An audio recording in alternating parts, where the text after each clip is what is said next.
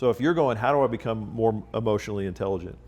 There is something about the sociability that's required as a leader. Building networks, building teams, being able to create an environment that is fun, motivating, inspiring.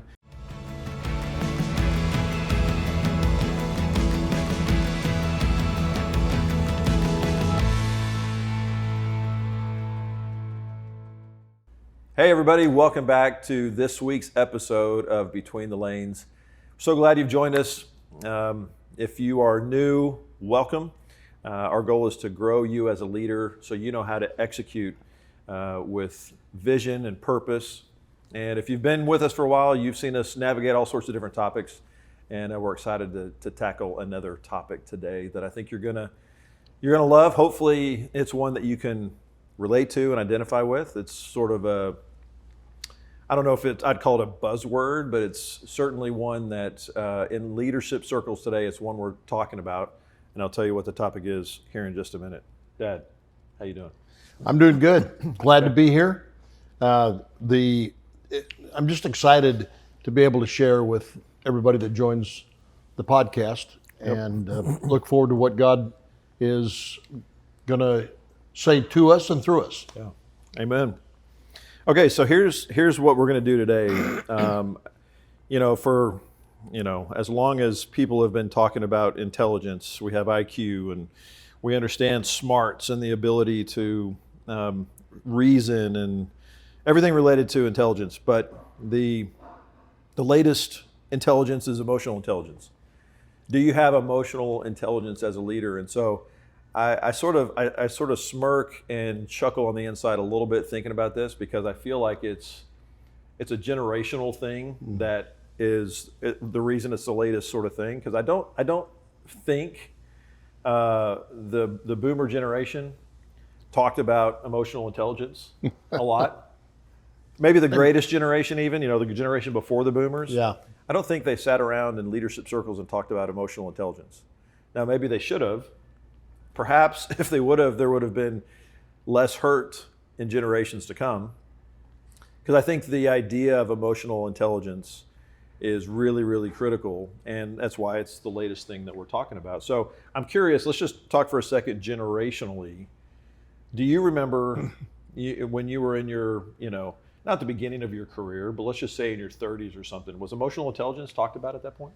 No, I don't remember. In my 30s, it probably was at least 20 years before the term became known. Yeah. We understood, or I was around people that would come into a room and they would dominate. They were clueless as to, they couldn't read the room. Yeah. We would talk about that kind of thing, but never really put it in the terms of emotional intelligence. Yeah. So I think the way that you can see that in the sort of the transitional phases of leadership across organizations, maybe even in generational families, and you see as young people become adults and begin to develop their own family, and you see it in the family circles, how emotional intelligence has become really, really important.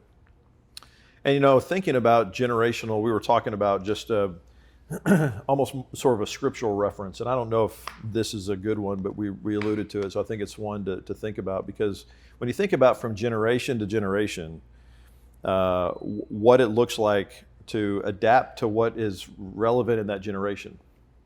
And in the Old Testament, when Solomon handed off the kingdom of Israel to Rehoboam, his son, Rehoboam basically said, I need wisdom. What should I do? And so he sought the wisdom and advice from his father's advisors, and they gave him a certain wisdom and counsel. And then he sought wisdom from his own generation, and they gave him wisdom that basically said, "Hey, tell the people that you're going to be a much more of a taskmaster on them than your father was." And his father's generation had said, "Hey, tell the people, what existed under your father, you're going to continue it, da-da-da." And he chose the wisdom, the counsel of his peers, which ended up actually being what drove the division between the kingdom of Israel and the kingdom of Judah, divided the kingdom off of that decision. So understanding the different generations, respecting the different generations, is a really critical thing to think about. That's why I ask your generation, how did you look at emotional intelligence, this generation, and you see the extreme of what that can look like. And let me just say, the extreme of emotional intelligence for, I think, this generation, and by this generation, I'm going to say people who are parenting up through the late teen years, that generation of adults. Birth through teen? Yeah. And what happens with the awareness of emotional intelligence, you get this helicopter parenting. There's so much awareness of what could be happening that they're so hands-on, and we have so many different things that can cause us to be way too involved in our kids' lives. We have Life 360 as a app. I can track my kids at all time. They're now young adults. One of them's married. She's still on our Life 360 app, so I can still see where she's going and what she's doing. And so you can see sort of a connectedness into the people we lead or are connected with that just didn't exist. I mean, y'all used to send me out on my bike, said, we'll see you back at dark, and you never knew what happened, you know? Just a different... it's a different world today. Yeah, for sure. So with that world, when you look at the next generation, you think about emotional intelligence, do you see any things, I mean, because obviously on the surface, this is a well-studied, idea today. So I don't think anybody is trying to say emotional intelligence and understanding it is a bad thing. But when you look at it, do you see an extreme from your standpoint, from your generation? No, I don't. At least the people that I'm around, I don't see it in extreme. If I sort of divide the words, first emotional, I think my generation, and maybe my parents' generation, they were not feelers. They were not emotional. They operated out of logic, and at least my family, the people I knew. Yeah. So in some ways, if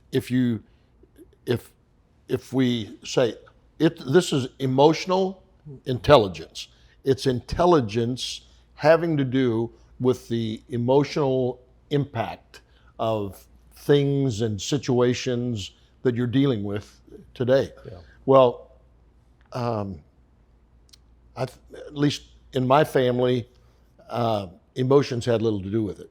It's like, we're going to do what's right, regardless of what you feel or how you feel, or and don't emote about it either. I think that when you feel that way, when you have that perspective, it makes you clueless to what people are feeling or dealing with, and that you're engaged with. Yeah. I've watched you and learned a lot in this area, because I don't know, I guess one of the words I would add to this is compassion. I see you very in touch with a compassionate response to the emotions of situations in which you're leading. And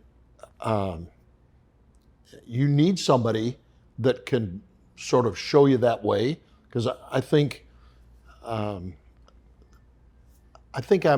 have a degree of caring, but I don't think it crosses over to be fully intelligent with the emotions of people in a certain. Did you know they were upset? No. Yeah. Well, tell them to get over it. Yeah, I think about, well, I appreciate you saying that. It is something I think about as a leader, how to, and we'll get into some of the points related to it, but how to connect with what the team that I lead, what they feel, and what the effect of my leadership, the impact that it has on them. So there's one part of giving attention to emotional intelligence that's proper. The other side of it, to me, if I'm going to paint extremes, it's when a team becomes emotionally expensive. That in our effort to understand and feel what the organization is feeling, it now goes a little bit over the line to every emotion that I feel now comes to the surface. I talk about it. It can disrupt a room. We may be in a meeting, ready to make a decision on something, and somebody just pops up a thought on something that, in an atmosphere where you try to encourage feedback, it sort of is allowed. But then you realize some people are just emotionally expensive. That emotion that you had to bring up ultimately wasn't necessary. And it pushed now to the place of it just cost time, it cost unity. We already had it. And in the effort of trying to be emotionally intelligent, you took it to the point of being emotionally expensive. Wow. So that's an extreme I would give. That's good. But let's now just go back to a second ago. So what is so important about emotional intelligence? Okay, that's sort of the overarching question that we're going to talk about today. So I want to start with point one, that I think what is so important and necessary about emotional intelligence. First off, number one, and again, let me say, I want to say this actually. We're going to cover 5 different points. And these are not points, these are sort of well studied, or maybe even like the best practice of what emotional intelligence is. So we're just going to comment on what already exists out there. But the number one thing is self-awareness. So if I'm going to have emotional intelligence, I have to start with that I'm self-aware. Now we've unpacked different ways that you can be self-aware on other podcasts and things that you can do. But when I say self-awareness, what does that sort of raise up in you when you think about self-awareness? The impact that my attitude and my emotions have on a given set of circumstances. And if I'm unaware, I have a bad attitude. I walk in to a meeting with a bad attitude, and I'm unaware that I'm carrying that. Yeah. But everybody else knows it, because it impacts the way I look, the way I talk, the attitude that I have in conversation, and I'm not aware of it. I think I would be emotionally unintelligent. Yeah, another way of saying it that I would say is as I'm a leader, when I come into a room, I bring with me my presence. Mm-hmm. My presence isn't just my physical body is here. It's the demeanor I carry. It's the aura that's around me. You can sense my energy level. You can sense my engagement or my disengagement with what we're talking about. All of that is having the self-awareness as a leader to say, no matter what it is that I feel, no matter what it is that is going on inside of me, I'm aware enough that when I come into a situation, I know that how my attitude and demeanor can shift the room. And so when I'm self-aware, what I do is I bring into every meeting I'm in, every interaction I'm in, a consistency and a emotional level that's got a standard to it. And the standard is this is who I am. And when you engage with me, the interaction is going to look like this. And you may not, and so I want to give a opposing view to what I'm about to say here in a second. So you may not really even understand all that's really going on inside of me. I'm like a duck, Mm-hmm. On the surface of the water, you just see me. Now under the water, there may be a lot of paddling and stuff going on, but because of my desire to bring a sensitivity to the organization that is realizing my presence can affect how people relate to their own job based on the presence that I bring. Now, having said that, the opposing view I would bring is how you balance that with vulnerability. Because if I'm always seeming like this, when in reality I'm kicking underwater, then the team is not getting to know me in a way that is truly knowing who I am and what it is that I deal with. And so adding vulnerability at key moments is really key. But if you are constantly vulnerable, I mean, think about it, as leaders, we are often, we're terrified, we're unclear, but we're trying to be clear. We're bringing clarity to the surface, but really deep it's causing me, I have to work through it to get to the clarity. Well, if I'm always talking about that, it's going to throw the team off all the time. So you have to have moments where you bring the vulnerability to the forefront. But most importantly, the awareness is when I come into a room, I want my presence to bring confidence I want it to bring inspiration and motivation, and I want it to bring peace. And so having the self-awareness, whether that's what you bring into a room, I think the point here is a self-awareness to realize who I am, the role that I'm in, and the key dynamic that me as the leader is going to actually bring into the space. Okay, so I remember this is what, as you were talking, what came to my mind. I was in a meeting with you. You were leading the meeting.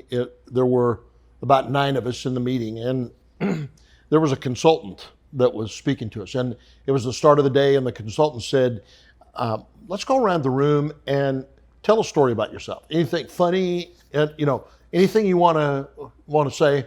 And so one by one, we went around, and some told a funny story, some told just a little bit of information about themselves. And it got to one person in the room, and that person said, I don't do that.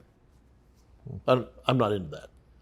And the consultant, we're not asking you to tell some deep, dark secret. It's just tell something funny about your life. Tell something about you. And this guy said, I don't do that. And it put a pall over the meeting. And the consultant didn't know how to handle it. I'm wondering if maybe he had never actually had a situation quite like this. Yeah. And so he said, well, okay. And he starts to go on, and you paused it. You said, hold on. And you said to the guy, I'm so sorry. I don't know what it is that you've experienced that has gotten you to the place of feeling this way.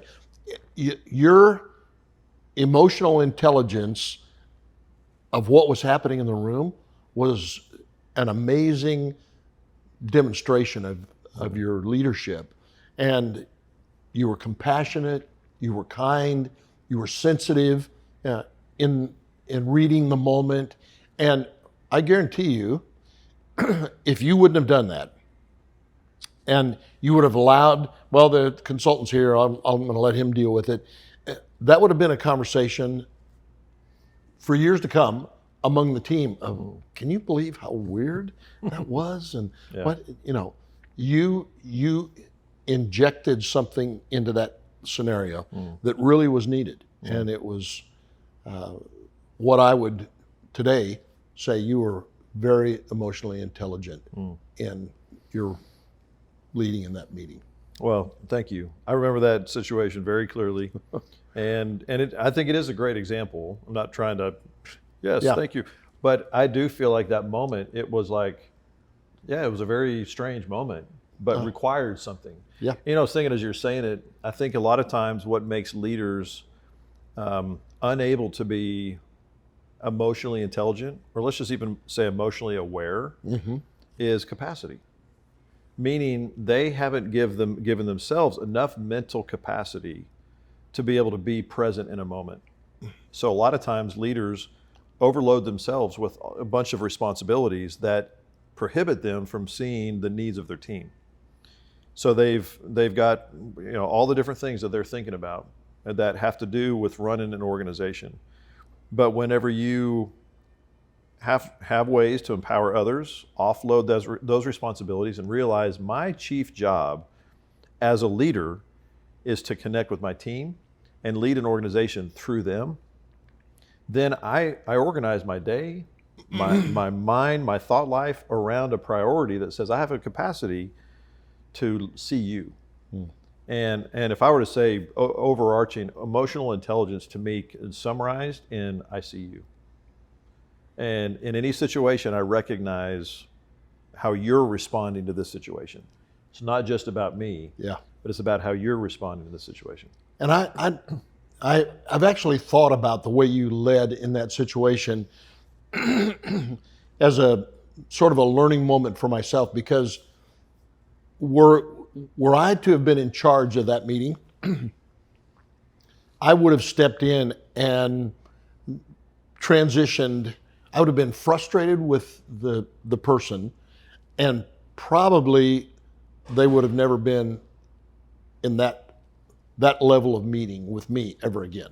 I would have cut them off rather than responding to them in front of the whole team with a sensitivity to the impact of something. And, I've never sat down to, and I don't know if you have, but to say, hey, what was that? Help me understand where you were with that. But I really do wonder if the impact of your emotional intelligence there really changed something in him Yeah. that day. I don't know. I do remember talking to him about it and got a little bit more clarity about what the situation was there. But, so I think on this particular first point of what emotional intelligence looks like, starting with self-awareness, and I think one of the things that frustrates me is when leaders aren't aware of who they are when they come into a room. And, whether it's how they talk to people or how they, their attitude is worn on their face. And I think, man, that's just a lack of awareness of realizing you're setting the tone. The temperature of the room is set by how you're interacting and relating. And so if it's the first place to start, I invite you to think for yourself, where is it that my demeanor is affecting the team? Now, we cover these kind of things in the cohorts that we do. Yep. And we spend a bit of time talking about team and what the dynamic of team looks like. And so the area of emotional intelligence is obviously a preeminent among leaders understanding their impact on the team. So the second sort of quality or trait would be self-regulation. Okay, so difference between self-awareness, which is an understanding of myself, and self-regulation, which is essentially self-control. Yeah. Am I able to regulate my emotions? Am I able to bring a stability and regulate myself as a leader? And that reflects not just emotional intelligence, but aspects of emotional maturity. Yeah. Does every meeting have to center on you? Right. Does every discussion have to have your input or, be a benefit to you or bring out some kind of kudo for you? Yeah. Well, and I also think about emotionally intelligent leaders, and self-regulation is typically you're seeing this trait when a problem arises or when a crisis happens. And so, I mean, very clearly a leader who is not emotionally intelligent or is not able to self-regulate, when a problem comes their way or something dramatic has happened, which you can feel your blood pressure spike, you can feel anger or frustration arise, and all of a sudden they grab something, they throw it across the room, or they slam on the desk. That is an inability to self-regulate. Yes. Yes. So bringing self-control into a situation and realizing, man, when I let my temper flare, when I let my words let loose, I'm missing the intelligence that says, hey, these emotions are going to have an impact on my team, and my inability to self-regulate is going to lead us down a road where I'm going to create I'm going to wreak havoc organizationally when I respond and react in that way. Yeah. And so often, whether it's teasing or sarcasm or, elements of the way that you relate or the team relates to each other. Yep. If you don't self-regulate, you're going to cross the boundary and somebody's going to get hurt. Yeah. Well, that's a great point of even, I'm thinking about crisis situations, but let's take it to the other extreme of just complete casual, there's not a crisis and you're just having fun with your team. The other place of self-regulating is to keeping a standard. Man, when things get really casual or it's just kind of a fun, lazy day or whatever, work's just kind of humming, things are good or whatever, and everyone's kind of in a good mood, is when the bar can begin to lower in terms of conversations, the things you talk about, the way you talk, and the leader's inability to keep the standard higher is missing the emotional intelligence, because you might have someone in the room who is uncomfortable with the casualness of the conversation. Now, obviously, that can even lead to an extreme where it's like, hey, that was actually very inappropriate. But let's just talk casualness. People have so many different ways in which, man, I didn't think that was a funny joke, or I didn't like the way we were talking about so-and-so, or we were talking about a situation, or we talked about politics, or we talked about different things. The leader has to self-regulate to go, I'm going to be the balancer here and bring us up a level in our conversation. So thinking about the emotional standard being here, in a crisis situation, the leader is trying to bring everybody back down to here. In a sort of more casual situation, they're trying to bring everybody up here. Yep. Hey, we're going to keep this professional. We're going to keep this in a good light. And if I don't self-regulate, then this organization is going to have a bunch of highs and lows. So good. And and you'll be known. If you want to create a culture that is a culture of honor and respect with each other, if you don't self-regulate, you're going to end up tearing at each other, and even in a funny way. Some people are so quick-witted and sharp, they can just tear somebody apart. Exactly. Instantly.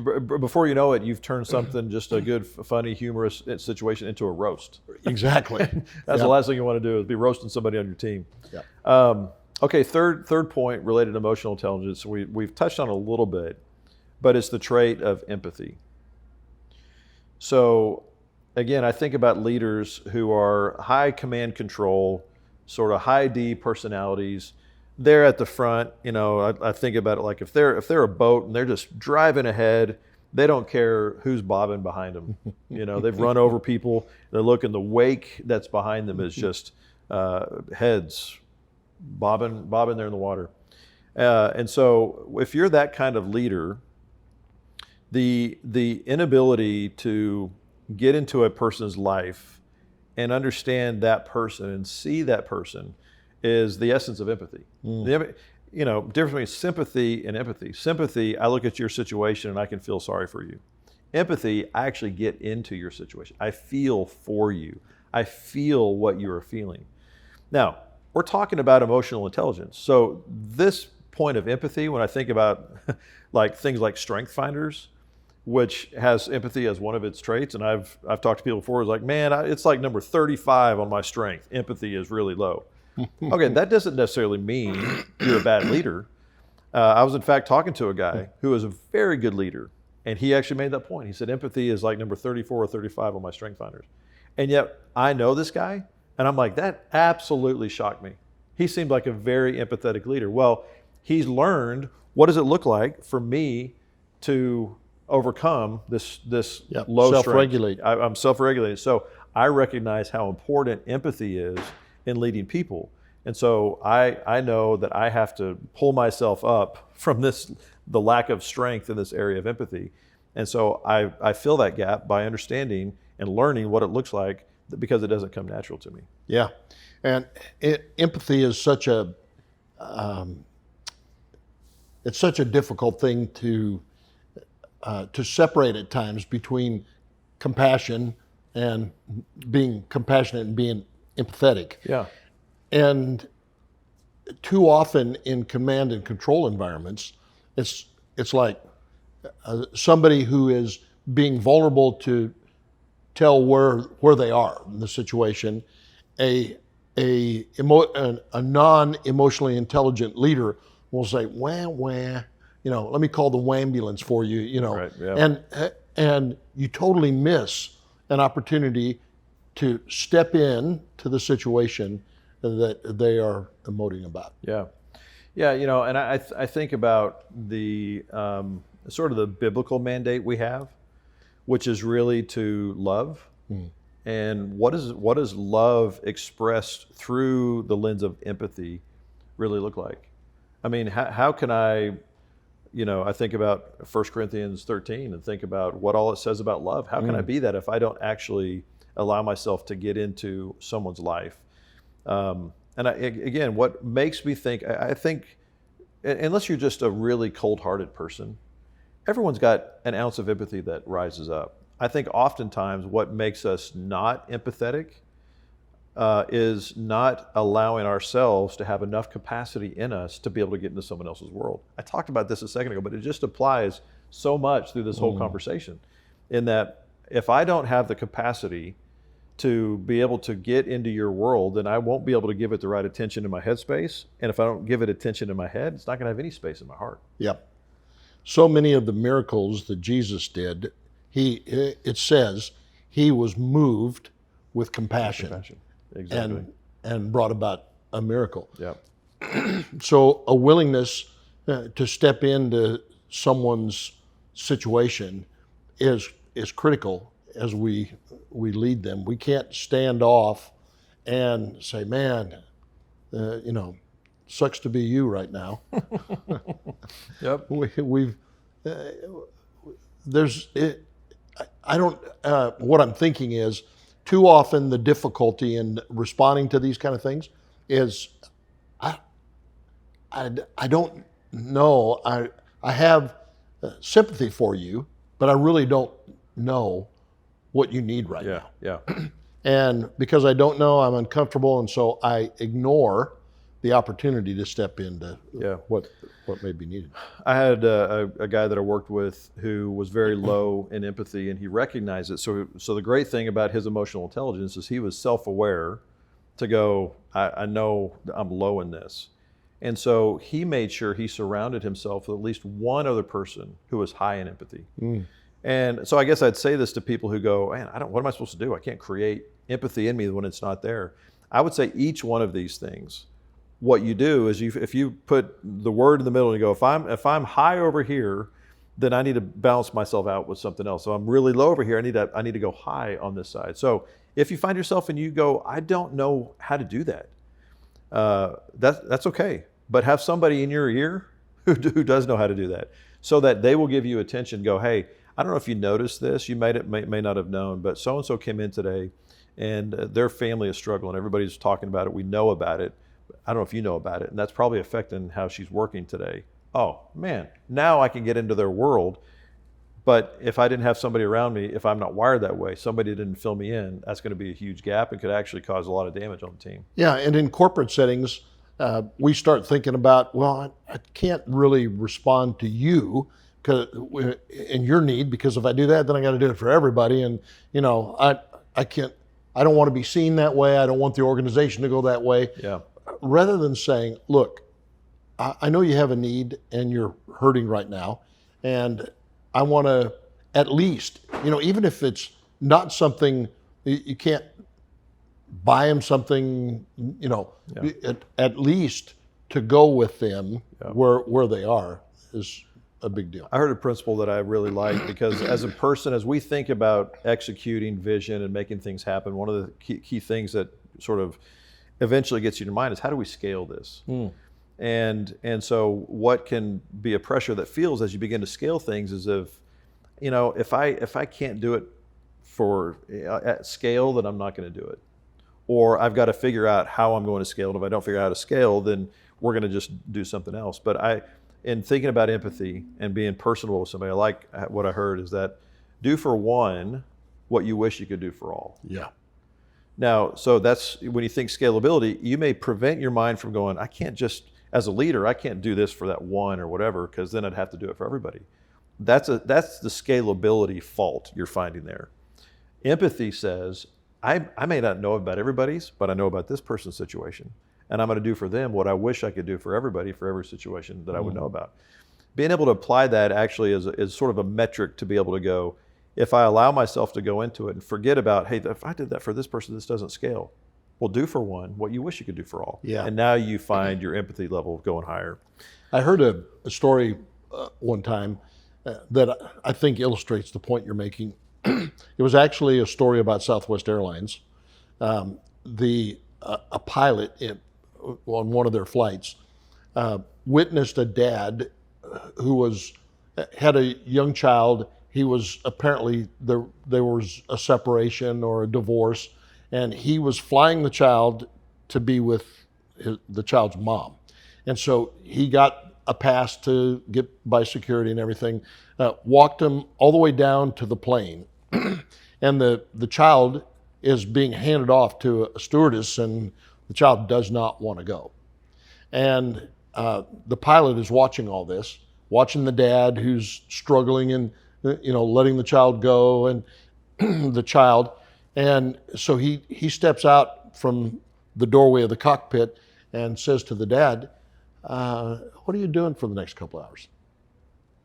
And he goes, well, nothing really. And he said, why don't you go with us? And he actually, now this is an amazing thing to me, but he actually said, come fly with your child to make the handoff in person. And this is a turnaround flight. We're gonna fly to the destination, then we'll take on some passengers and fly back. Why don't you come with us? That's cool. And that's stepping in no with doubt. empathy to and doing for one what you wish you could do for everyone. At least he had that guy in mind right there, and he can handle that. That is a great example. Okay, fourth point on this would be just general social skills. And so again, you might be a leader who doesn't have good social skills. This is not necessarily questioning all your leadership ability. We're talking about emotional intelligence. So if you're going, how do I become more emotionally intelligent? There is something about the sociability that's required as a leader. Building networks, building teams, being able to create an environment that is fun, motivating, inspiring, and having that sociability is important. Again, that might not be you. So I would have somebody very close to you who is fun, who knows how to build those kind of networks, relate to people, create an atmosphere and an environment that recognizes, hey, when people come to work, they want to come to a place where they have joy. They want to come to a place that not only are they excited about their job, but they're excited about the place that they work. And as a leader, when you're emotionally intelligent, you're aware, I want to create that kind of space for my people. So often, high-level leaders are more comfortable in a large group than they are in a smaller setting. Right, or one-on-ones, or whatever. It's like, don't leave me alone with these people. I don't know what to say to them, but put me in front of a big crowd, and I can motivate them. I can, So, I think if you recognize that about yourself, then you've got to draw yourself in. You may not be able to avoid the interpersonal side of, I got to be in this meeting of smaller group, but I need you to be with me in this meeting because you set me at ease in being able to relate, and you can fill in the gaps for me in this. Well, and then elevate it to the organization. If I'm a leader and I don't have good social skills, I don't know how to resolve conflict well. I might not know how to communicate really well. And so now the whole organization, not just in the one-on-one, but the organization is feeling a pinch because of how that feels. So having somebody else who can help build that in. But I think really in this one in particular, I want to challenge some people who might go, that's just not me. I'm just not wired that way. Well, get that way. Yeah. Get to where if you're a leader, leading teams, managing people, then getting to the place where you communicate well, you help resolve conflict, you help build a team atmosphere. This is part of what we do. Hey, join our. If you have a problem with this, join our cohort. We'll help you, introduce you to some other people, and help you get to a place where this is something that you're comfortable in. That's good. That's good. This whole area of emotional intelligence and really social ability. I think if you don't have to be the most social person in the organization, but if you don't have adequate social skills, you're not going to advance. Your organization, you'll hit a lid. Exactly. In your organization. This is really important. Well, and connected to that is the last one, which is motivation. If I'm a leader with low emotional intelligence, I'm not motivating anybody, and perhaps I'm demotivating them because of my inability to inspire or recognize they need inspiration and motivation. So as a leader with good emotional intelligence, you need to understand when your team is stuck. I need to be able to look and go, you know what, there's some additional motivation we're needing to get over this hurdle, to get through this next project, to overcome a crisis that we're in. And the leader needs to be able to get up in front of people and recognize we're needing some motivation here. And it's my job now to get in front of the people and to bring that motivation. But it really starts with the leader's ability to actually recognize, I can continue to force, hey, we're going to get this done, we're going to push through, and there, you can feel a forcing that's happening. And that's like, if my team is here, I'm the leader trying to force them through and I'm pushing. What motivation does, though, it goes, hey, my team's right here, they're following me, let me pull you to where I am.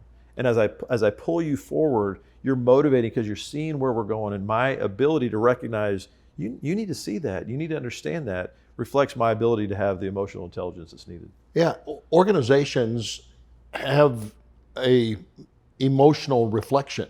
So if the organization has gone through a tough time, the people who make up the organization, they may be in grief. They may be in insecurity about a new project that they're launching, or whether or not the organization is even going to make it. There's emotions that will be corporately felt by the organization, and what they need is someone to give context, to give confidence, to bring a motivation and perspective to the thing that they're feeling. And sometimes that means, hey, we've been pushing really hard. Let's just have fun. We need to plan an organizational fun day. We're going to do an outing, or within a smaller group within the group. Something that will provide context for motivating. Go back to when you first started. You said we got two different words: emotion and intelligence. And I think that emotion is kind of in the heart, intelligence in the head. I think what's really, really hard is when you have a leader who maybe understands a concept here, but it's more of in their headspace. They understand something needs to happen. And I was thinking about this because I've heard this statement which sounds like a statement of a really bad leader who understands motivation is needed, but they absolutely have no emotional intelligence how to do it. And the phrase is, hey, beatings will continue until morale improves. They want morale to improve, so what they're going to do is they're going to continue to beat it into you. Beatings will continue until morale improves. That's a leader who understands motivation is needed, but has zero emotional intelligence. So if you find yourself in a situation where the way that you seek to motivate people is whipping them and driving them harder, you might lack some emotional intelligence.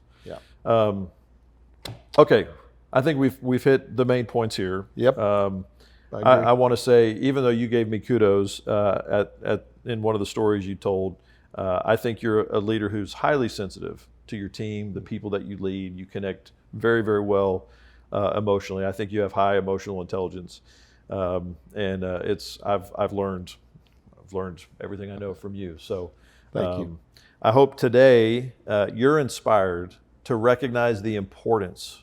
The whole thing was, why is emotional intelligence so important? I hope you see the importance of it as it comes to you leading your team in a healthy way. So, Dad, you want to pray us out? I will.